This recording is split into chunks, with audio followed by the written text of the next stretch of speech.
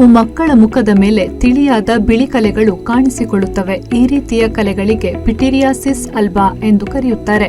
ಇದು ಗೋಧಿ ಬಣ್ಣ ಹಾಗೂ ಡಾರ್ಕ್ ಬ್ರೌನ್ ಚರ್ಮದವರಲ್ಲಿ ಹೆಚ್ಚಾಗಿ ಕಾಣಿಸಿಕೊಳ್ಳುವುದು.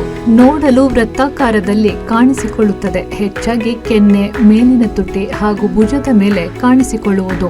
ವೈದ್ಯರು ಹೇಳುವ ಪ್ರಕಾರ ಈ ಸಮಸ್ಯೆಯನ್ನ ಎಕ್ಸಿಮಾ ಎಂದು ಕರೆಯಲಾಗುವುದು. ಕಲುಷಿತ ವಾತಾವರಣ ಹಾಗೂ ದೇಹದಲ್ಲಿ ವೈಟಮಿನ್ಗಳ ಕೊರತೆ ಉಂಟಾದಾಗ ಹೆಚ್ಚಾಗುವುದು.